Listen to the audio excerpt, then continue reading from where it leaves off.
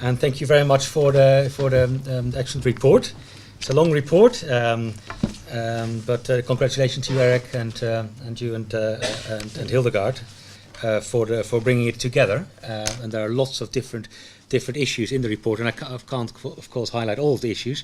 So what I'd like to do is to highlight three issues, and by highlighting those, I just highlight the importance of the report and that it brings us a step further towards the Ababa Conference on Financing for Development, and helps us to think about sort of what are the questions we need to be asking ahead of the conference.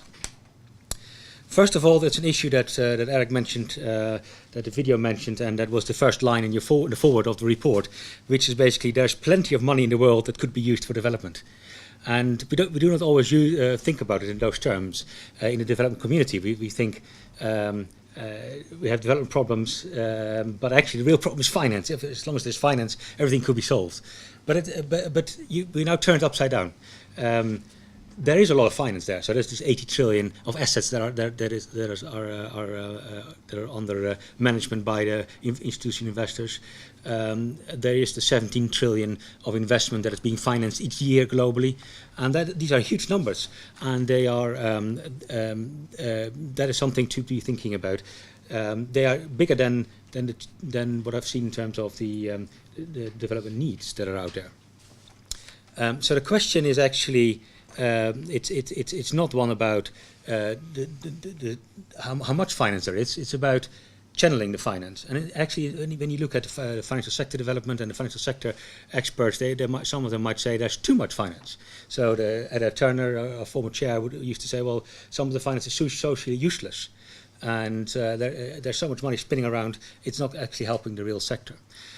So we need to be thinking about turning the whole question around about where does the money come from. It's not that question. The question is, what can countries do individually and jointly to put in place the frameworks, the policy frameworks and the key enablers that will then attract the finance. And I'm also the team leader of the European Report on Development that we're preparing with 5 institutions. And as part of that, we've done a number of case studies, and one of them was in Mauritius. And there, they basically what they do is they 20-30 years ago they sought to think about the future direction of the economy and the country as a whole. They had this in mind. This is where it should be going, and had a good plan. And they had the various policies in place, and the finance followed. And it followed, and it was both public and private finance that followed their plans. Now, of course, it doesn't always work like that. Even in the case of Mauritius, there's lots of money spinning around at the moment, and there is basically not used in Mauritius, but it's used as a fund of funds, and that goes then to Africa, the rest of Africa, and maybe just a change of regulation. Actually, you could just pull it down to the real sector, even in Mauritius. So turning the question around from finance to saying, well, what are the policies? That's actually the real question here. What are the policies out there to attract the finance and make it useful for development as well? The second issue is one of the highlights in the first chapter, which says smart ODA can have multiplier effects. And I think that also requires us to think a bit differently about aid. Maybe some 10-15 years ago, and we look at that also in the context of the European Report on Development, there was this idea of finance gaps that was prevalent. So there was a development problem, and it needed to be solved. There was a finance gap out there, and there's no money except for ODA, aid, that needs to be filled. That's basically, once that is done, fine. In practice, of course, it doesn't really work like that, and it's more like a dynamic picture. And those finance needs studies, of course, depend on context and so on. And they don't portray us with a transformational picture of the future. And that's where the post-2015 agenda might be going. It's more like a world where there's economic transformation, where there's social transformation, zero poverty, less inequality, where there are fewer carbon dioxide emissions, and a really transformed view of the world.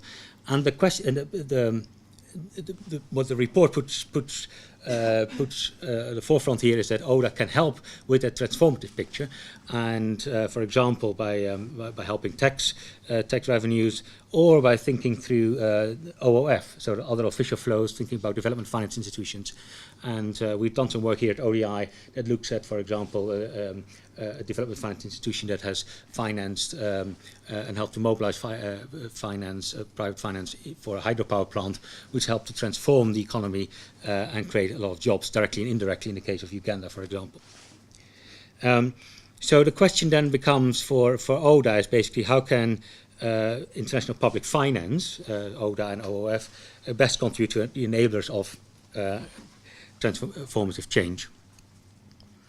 So that's the second question that I wanted to highlight. And then the third question in 1 minute is the issue that's being highlighted in, I think, chapter 7 it is, 17, which is the target for international cooperation.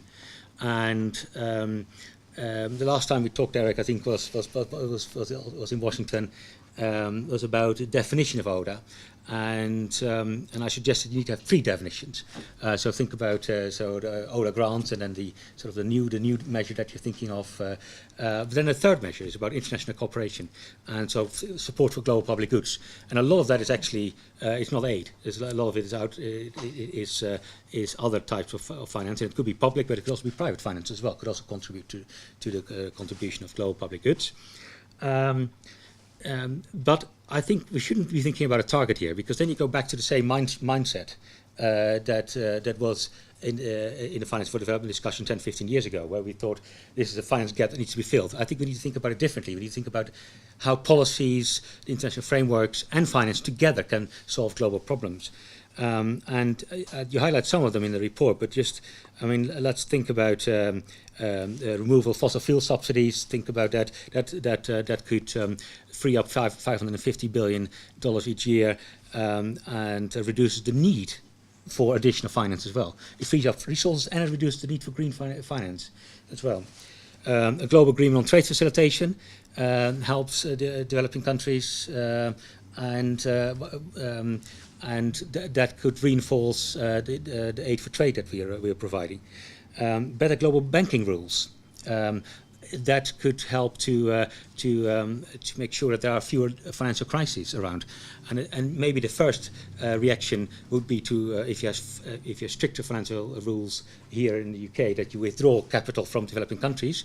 That may be true, so there might be a slight negative initial impact. But if you have fewer financial crises, then that's probably a good thing for developing countries. And we've put it on a model, and actually the benefits are 10 times as much in the costs for sub-Saharan Africa.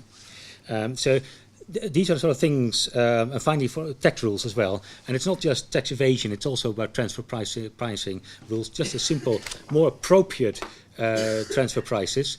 A change of just 10% in the export prices of Africa could lead to a $3.5 billion gain for Africa, if you put it on the model, and that's just by following the appropriate guidelines on transfer pricing. So these are sort of things that you can do globally in a global framework, policies that you can do, and that those sort of things reduce the need for finance. So rather than thinking about a target for global finance, I think it's important to just measure the contribution, but not think about that finance is always the solution. It's not always a solution. It can contribute to the solution, but very often it's actually the policies in combination with finance that is important. So thank you very much for the report. These are 3 things that I want to highlight.